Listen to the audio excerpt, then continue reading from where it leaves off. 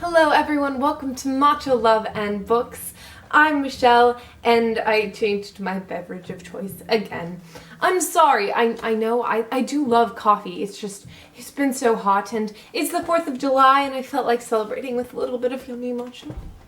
Anyway, today is my June wrap up and oh man was it a good month. I am so happy with literally all the books I read, and this is gonna be a long video, so you may want to go get a snack, maybe some matcha, maybe some coffee, and happy 4th of July.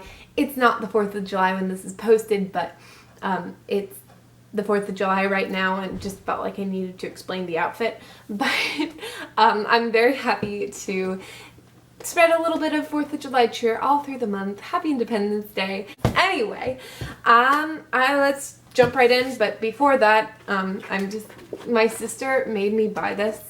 It's a happy planner. If you don't know what a happy planner is, go buy one, especially if you're a girl. They are so good, and this is not sponsored by Happy Planner. It's just my sister forced me to get this, and look, it literally says, "Welcome to the book club," and it has Wuthering Heights, like all my favorite books, Pride and Prejudice, Jane Eyre, I haven't actually read Jane Eyre yet, but I think I'll love it, Les Miserables, I haven't read it yet, and Peter Pan! And it's like mostly books I absolutely love or think I will love, so I'm so excited to plan reading. Even though I'm a mood reader and I probably won't plan much reading at all, I'll write down the books I'm reading in that planner.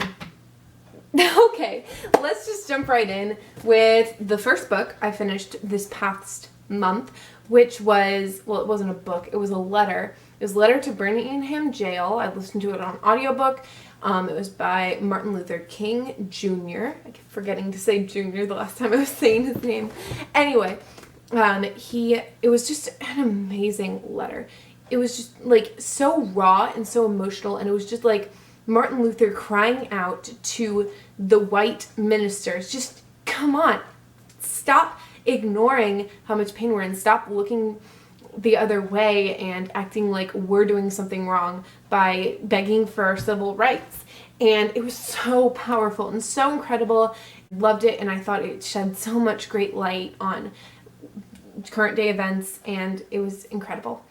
Okay, so the second thing I finished, I'm going to try to do this in order, but I don't really remember. I think the second thing I finished was Frankenstein. I'm remembering now.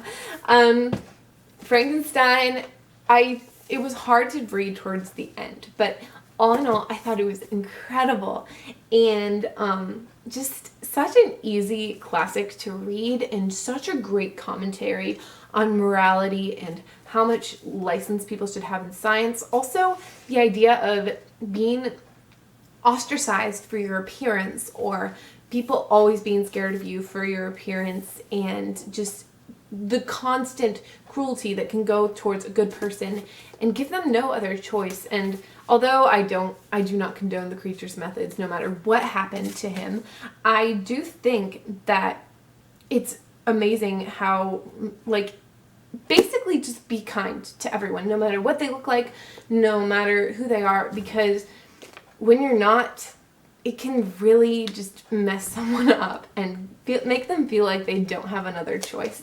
So I thought this was really an interesting commentary on morality, and it was fun to read, and I had to fix that anyway. And I, all in all, loved Frankenstein. It was incredible, just awesome, great horror, and I'm gonna, yeah. Okay, next book I finished, I'm pretty 100% sure, was Masterpiece by Francine Rivers. This book had me it had me just wanting to keep reading.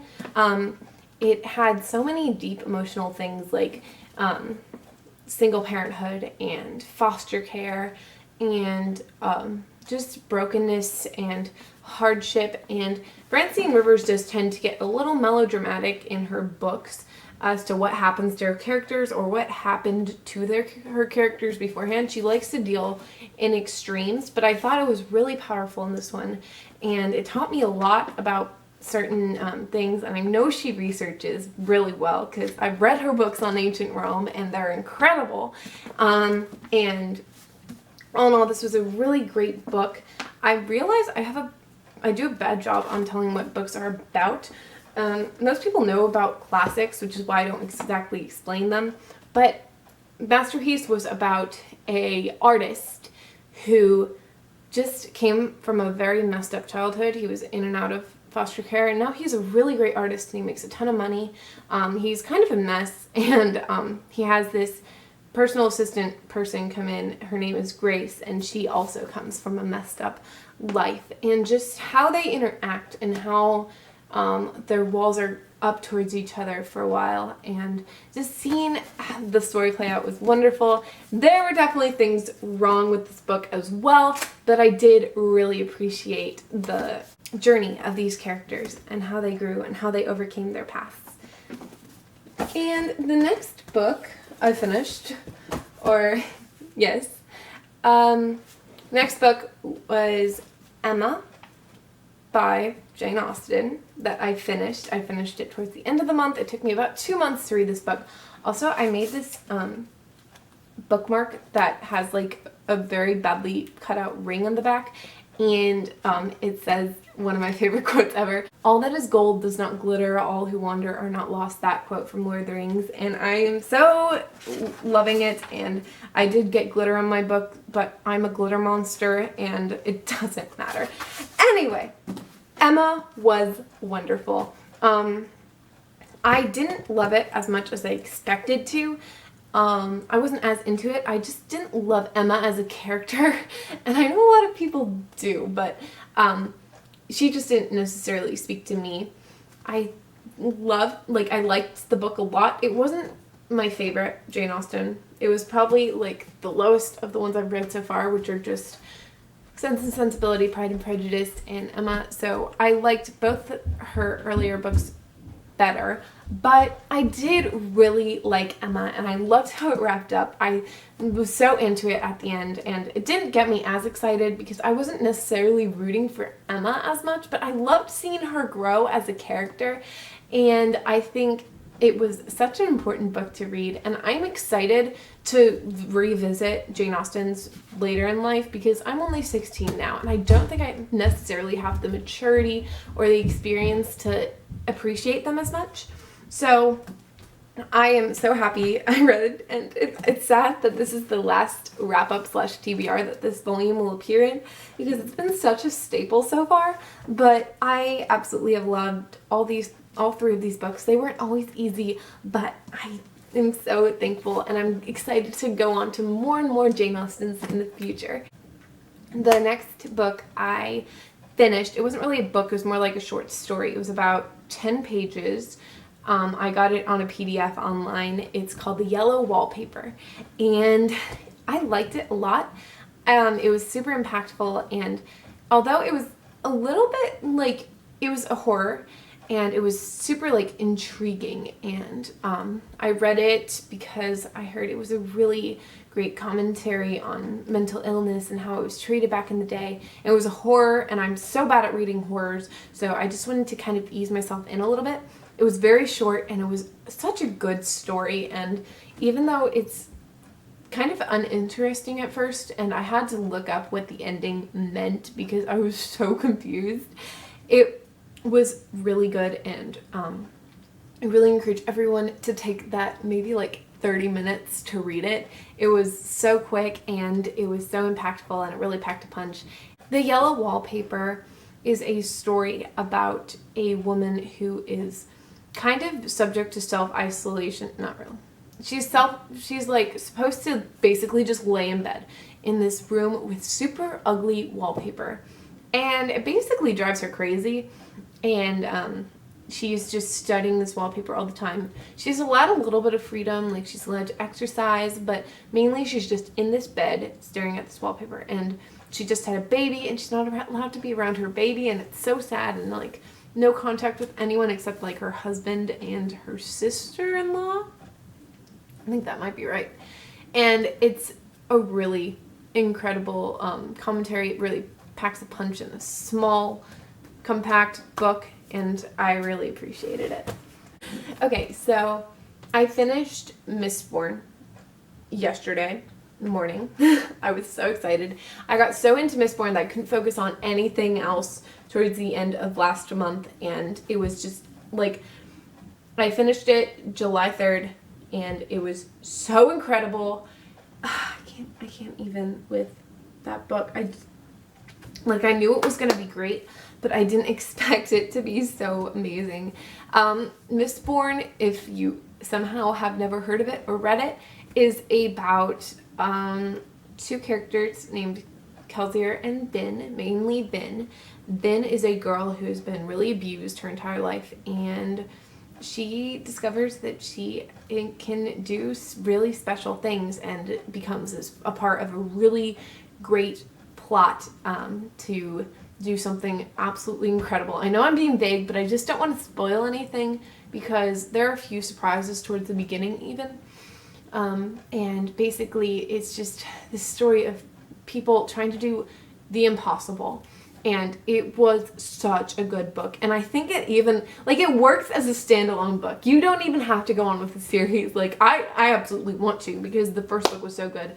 But I'm going to do a full-on, rave review on Mistborn in a little bit. Just the first book. Because it was so incredible and it made me so happy. And then it tore my heart out.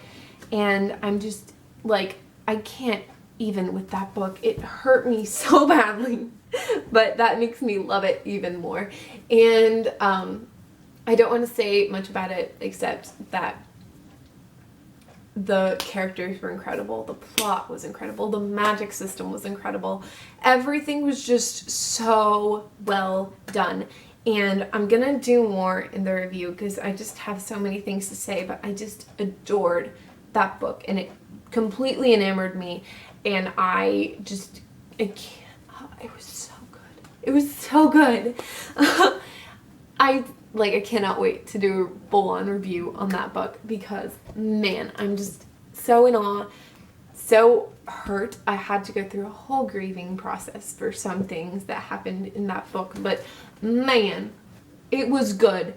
And it did so many tropes differently, and it did so many tropes the same, but did them better. And I'm in love. I'm so in love with just how different and how unique and amazing it was. And I know I'm the last person on BookTube to ever read Mistborn, but man, it was so good, and I'm in love. Okay, moving on to the two I did not finish. There were a few that I guess I just didn't start, period. But I have two. This one I added towards the middle of the month. It's called Enemies in Love. I know, so corny, but it's about a German prisoner of war in America who falls in love with a black nurse and their story. And I wasn't I wanted to love this book because I think the story's incredible and I want to read it so badly, but the author is a journalist and she tends to go on rabbit trails. I talked about this in my July TBR. She just isn't the most fantastic on staying on point and making it all the information count, and I don't think she needs this many pages. So I need to give it more of a chance, but I'm so excited to figure out what happens to these two in this nonfiction and just everything, and I'm excited to read this story. The last one that I did not finish, but actually read a lot of yesterday. I was reading it out loud to my neighbor and sisters because my neighbor loves Phantom of the Opera, the musical, and I was like, do you want me to read it out loud? Because I was reading it outside, and oh my goodness, this book is so good.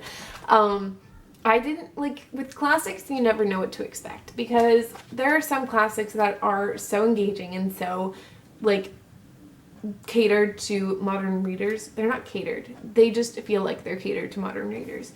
And there's some classics that you have to look deeper into to find the real meaning and the beauty of it all. This one is definitely the former. It is so easy to read. It is so simple, and it doesn't go on random things. Like, it's so short, like it doesn't have time. And just the horror of it all is like goes in right at the beginning, and there's so much emotion and so much satire, and I am in love with this book so